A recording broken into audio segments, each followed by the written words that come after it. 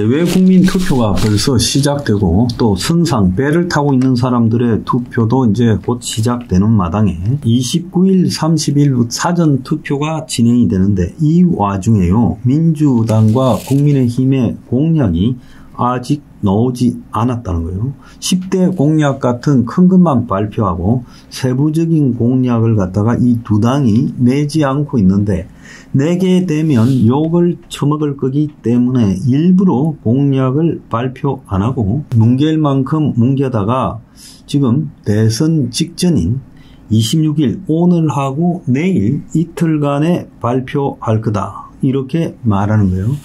그래서 이 일은 유권자의 알 권리, 즉 자신들의 삶과 관련되는 공약 인식을 완전히 방해하는 유권자를 우습게 보는 짓거리를 하고 있어요.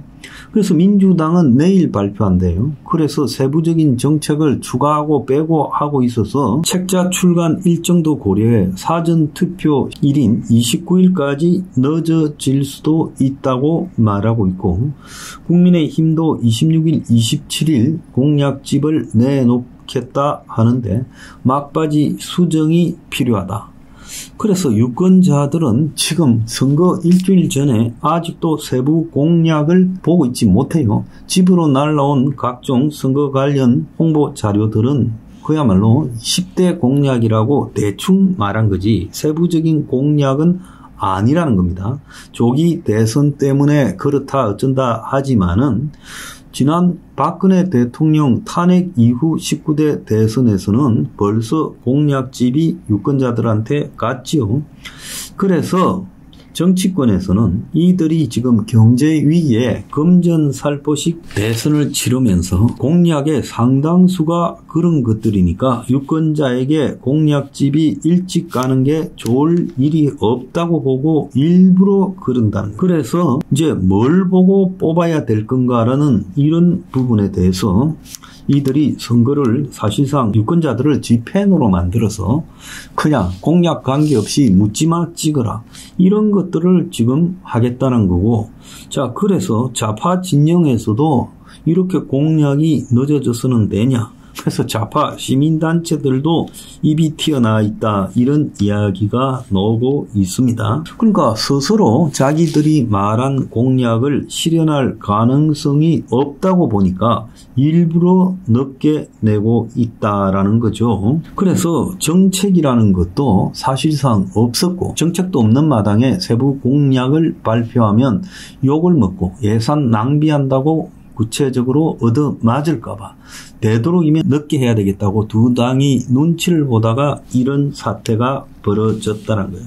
그런데 하나 더 웃기는 거는 지금 이재명과 김문수의 공약이 각각이 당선되어서 실현되면 이재명은 203%, 김문수는 195% 나라 빚이 폭증되게 된다는 거예요. 그래서 지금 세부적인 공약도 아니고 이재명과 김문수의 재정이 많이 소모되는 세계에서 5개 공약만을 추려서 봐도요. 이렇다는 거예요.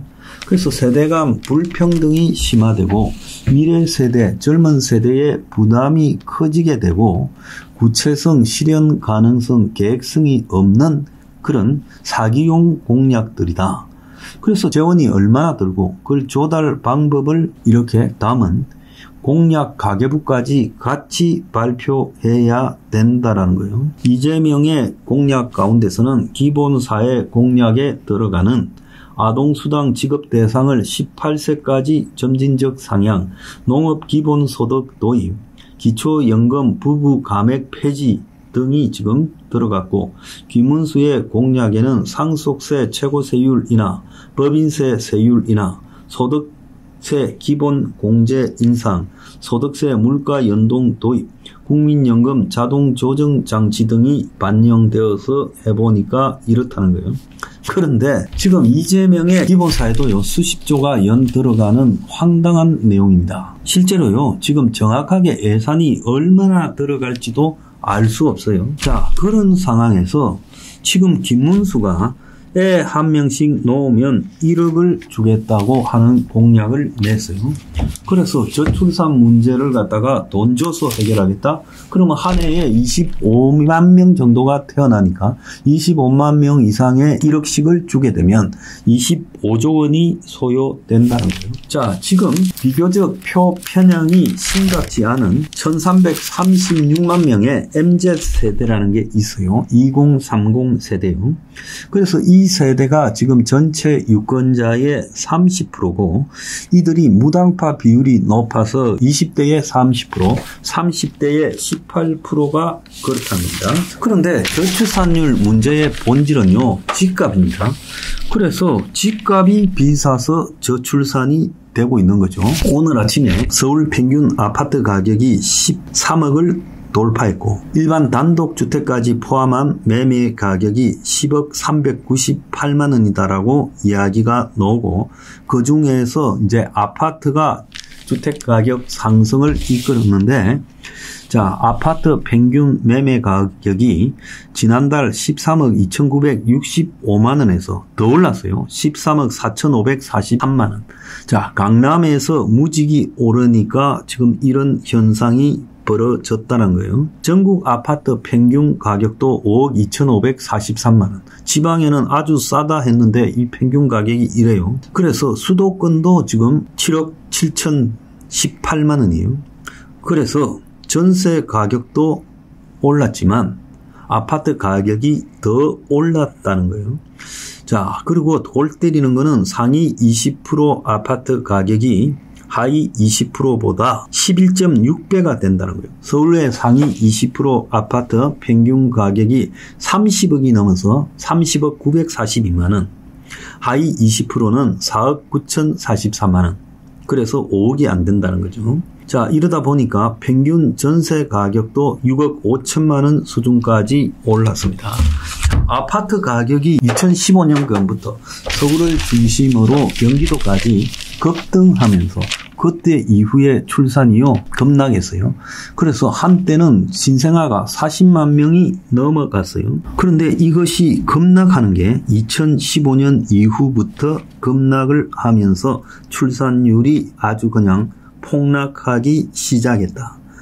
그래서 집값이 비싸지면 출산을 포기하는데 신생아에게 1억씩 준다. 또 생애 무슨 기본소득이라면서 기본사회를 추진한다면서 돈을 연 수십조씩을 그냥 나눠준다. 이런 김문수와 이재명의 정책이요. 지금 완전히 이 파퓰리즘으로 가고 있다. 이 파퓰리즘 앞에서는 서로 누가 낫다고 볼 수 없을 만큼 심각하다는 거예요. 그래서 부동산 공약, 저출산 공약이 지금 가장 핵심적으로 대선의 이슈가 되고 있어요. 그래서 여기에 이제 일자리가 중요하겠죠. 그런데 일자리는 저거가 해줄 방법이 없으니까 일자리를 개선하는 부분에 국가적 일자리 창출 같은 소리는 하지 않고 이제 집에 집중을 해서 공약을 하고 있어요. 그런데 부동산 정책과 저출산 정책을 갖다가 분리해서 말하고 있는데 부동산은 현재의 투기 사태를 그대로 방치하고 저출산만 돈 1억 준다 이렇게 하고 있는데 자, 저출산에 1년에 25조씩 나가버리면 되겠습니까? 이런다고요? 출산이 늘어나겠어요? 기본적으로 집값을 잡아가지고 저출산을 해소해야 된다는 거예요. 집값을 잡지 않으면요. 있는 집 자식들이 돈을 더 국가로부터 받아가는 이런 형태가 되고 있어요. 자, 있는 집의 자식들은요. 처음에 시작할 때부터 집을 장만했다고 칩시다. 또 대기업 다니는 사람들 둘이서 결혼해서 연소득이 1억 5천 2억 가까이 되니까 그렇게 집을 빚내서 장만했다 칩시다. 이들은요 애를 1명 낳고 2명 낳고 3명 낳고 할 수 있어요. 그러면 이들은요 1억부터 3억까지를 받아가고 나머지 집이 없어서 연애도 못하고 결혼도 못하고 출산도 못하는 사람들은 그 1억을 받지도 못해요. 이게 말이 되는 소리입니까? 그래서 제가요, 이 정치인들이 말을 하는 부분에 보면 본질인 집값을 원가주택으로 해서 누구나 자기 소득을 한 4, 5년만 모으면 일단 집을 살 수 있게 되는 그런 것들을 해줘야지. 그렇게 하지 않고 부동산 정책은 마치 투기를 활성화시키는 쪽으로 가고 그리고 출산율 정책은 돈 나눠준다. 정말 도라도 보통 도란 것들이 아니다. 이러니까 대선 공약도 별 차이가 없는데 왜 그리 싸우나. 한마디로 시대적 문제를 인정하지 않고 서로 간에 쌈박질하고 있는데 결국은 각자의 기득권 유지 아니냐. 그래서 누가 집권해도 챙겨야 될 게 경제인데 서울 집값은 다시 올라가고 있다. 국민은 쓸 돈이 줄어드는데. 그리고 나라 빚 걱정하면 무식한 소리라는데 이 둘이가 다 과도한 공공부채를 내가지고 뭘 해주겠다, 감세를 하겠다, 돈 나눠주겠다, 해놓으면 1억씩 주겠다고 하고 있어요. 그래서 이제 거기에 대해가지고 채무 탕감 공약까지 지금 나오고 있어요. 자영업자 채무 탕감하겠다, 카드 연체, 그리고 가계부채 연체도 탕감하겠다. 자, 이거는 같이 죽자는 이야기입니다. 어떻게 둘 다 이 모양인지 이렇게 똑같은지 모르겠어요.